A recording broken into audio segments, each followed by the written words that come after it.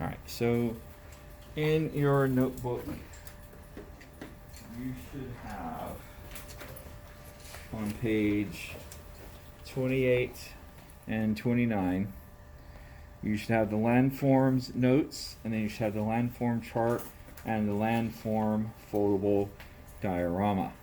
Okay? On page 30 and 31, you should have the models of Earth notes, which I will post with this video. And you should have this map here, which we're going to go over now. All right. So, let's see here. If I was going to highlight, say, this line right here, what am I highlighting? The prime meridian. All right. And let's change color since this is supposed to be color coded.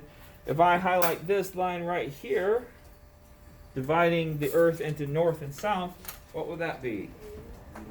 That's the equator. Okay. And the hardest one on the whole thing, if I color this thing, what is that? The directional compass or the compass rose. All right. And then I believe it was 15 degrees south. So that would be this line. And I'm going to, you didn't have to highlight the whole line. I'm just going to do that because that's how my brain works. So I highlight that whole line, 15 degrees south. And then I'm going to do 60 degrees west. I believe that is where you're supposed to go. So where those two lines cross, that is exactly 15 degrees south, 60 degrees west. So you should have colored in at least Brazil. If you colored in the whole African or South American continent, that's okay too. That's South America, not Africa. All right. And then what was the other one? 30 degrees south?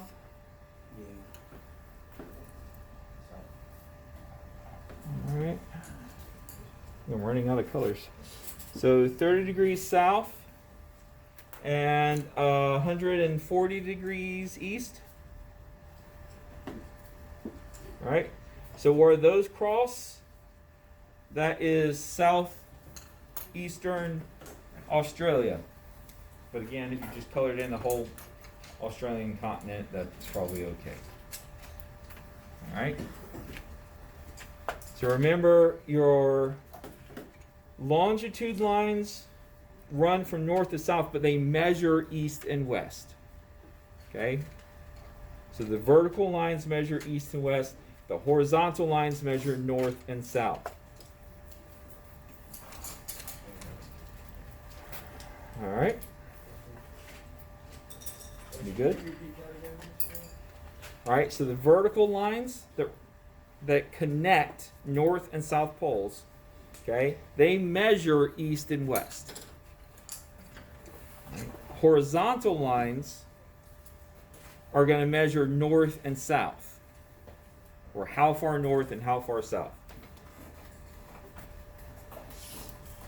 All right. Any questions? All right.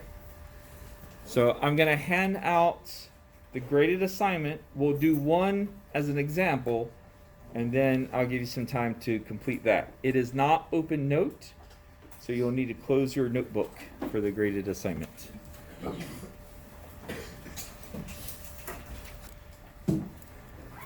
So this is the map everybody's looking at, okay?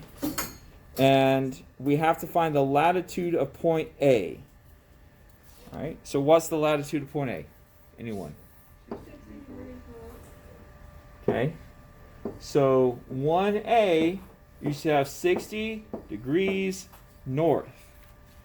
Okay, and then you got to find for number 2, you have to find the longitude. So what's the longitude of point A? Okay, so for 2A, we'd have 150 degrees west. For 3A, 3 says give the location of. So you're just going to write 60 degrees north, because latitude comes first, and then 150 degrees west. That's it.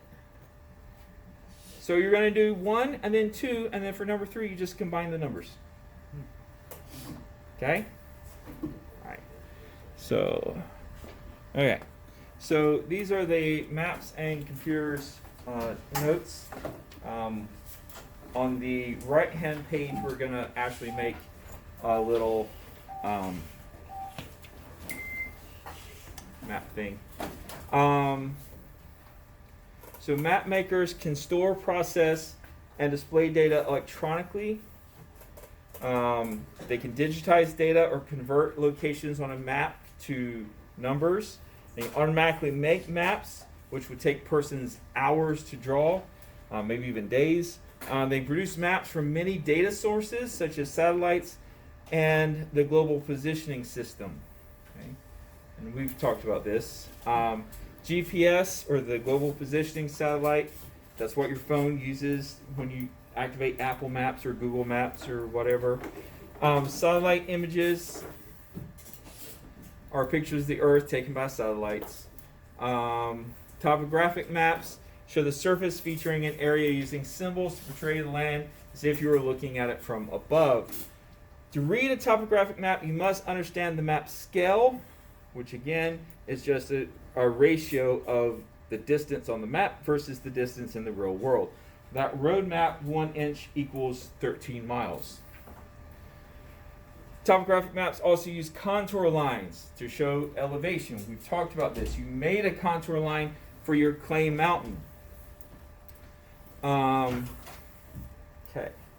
Topographic maps may be have many uses in science and engineering and are used for city and town management. If you were looking for a place to build a baseball field, you're going to look for an area that's fairly flat, right? Okay. If you're looking for a place to build a golf course, you want it kind of flat, but not completely flat, because that would be a really boring golf course. All right, so now what you're going to do on the other page, on the right-hand page. Okay, so here's a summary about contour lines and a few rules about contour lines.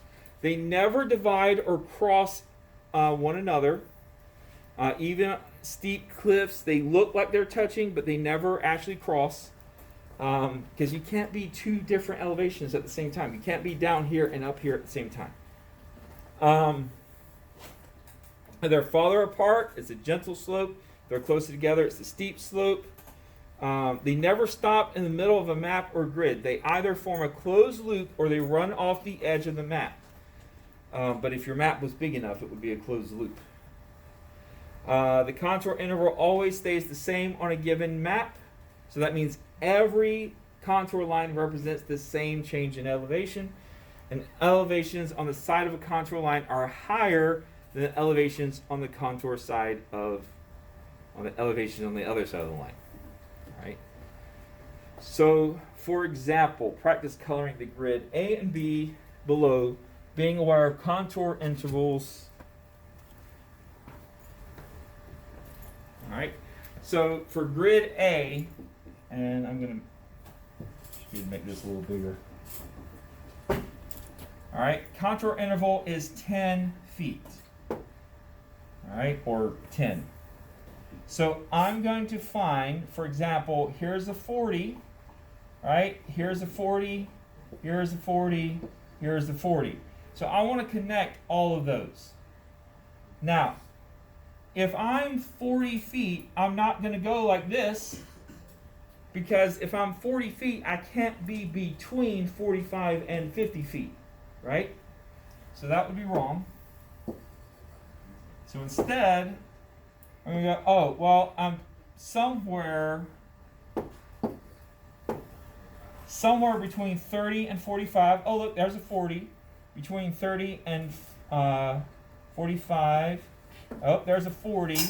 I got to go between 30 and 45 again. There's a 40. All right, and then between those and I go there. I can connect 35 and 35, 35 and 35, 35 and 35, 35 and 35 if I want to. Okay.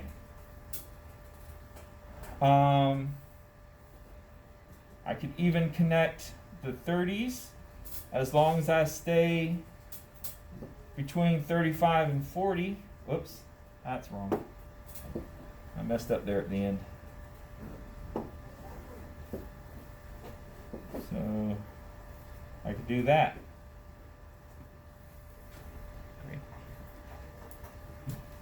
Can't really connect the 20s. I can connect the 45s.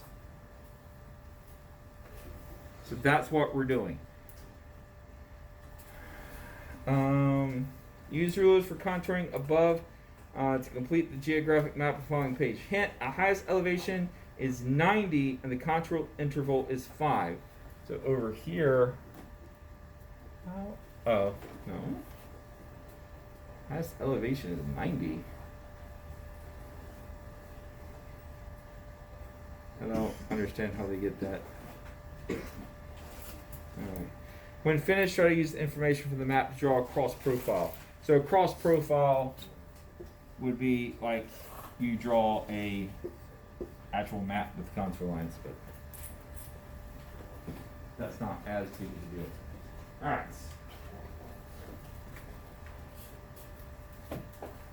So I'm going to pass this out. This is the instruction page. And it has the practice on it.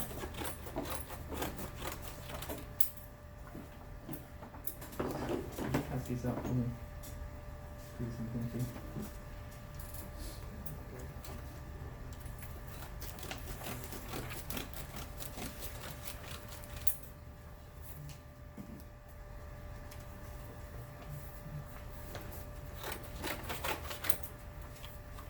So I would read through it and try to do the practices.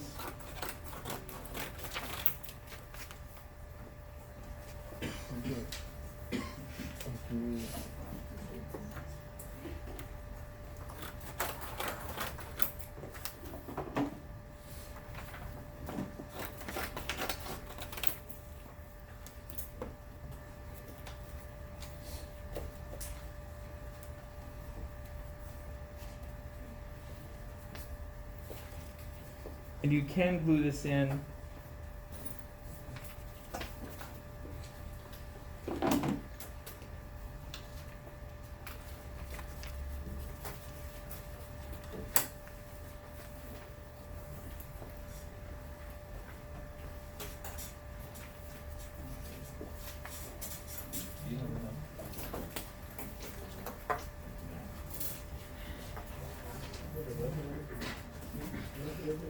Yes, this would be left.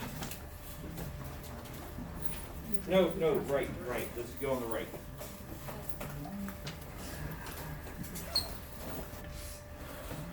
Alright, so your contour map should look something like this.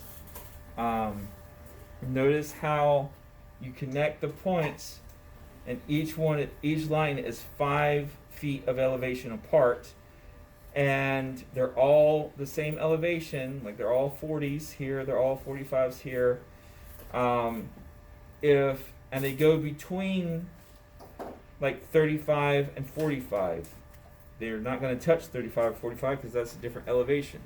This one, this is a contour interval of 10, so you have the 50 line and then the 40 line and the 30 line and 20 line.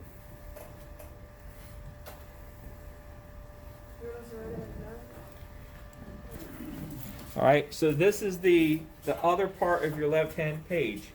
So the contour interval is 5. So each line would be 5 feet of elevation apart. So we know we're going to connect the 85s together, right? And here's an 80. So that 80 has to go between the 79 and the 83 to this 80, and then it has to go between the 76 and the 83 to that 80, and then it would go up to this 80. right? So maybe I shouldn't have drawn that one first.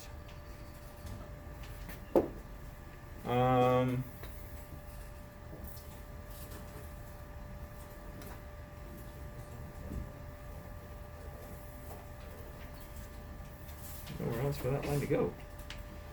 Here we have 65 and 65.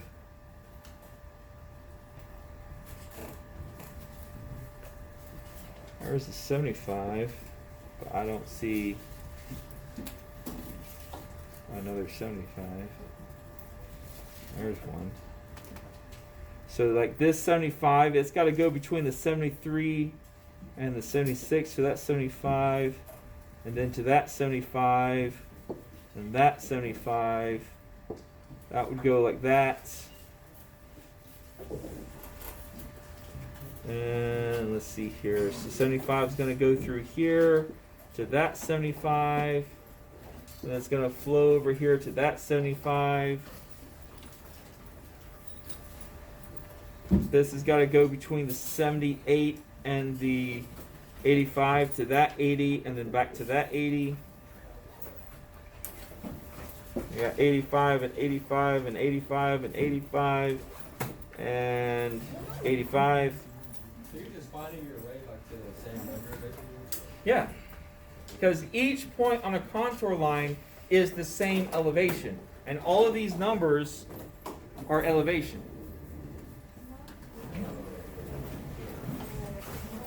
And I'm looking for multiples of 5 because the contour interval is 5.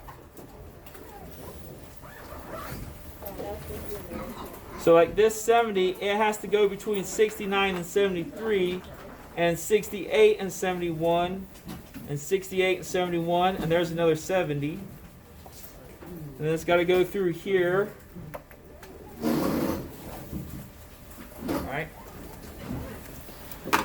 So that is something you can try at home as part of your homework. We will have a test tomorrow. It just won't be as bad as I was planning.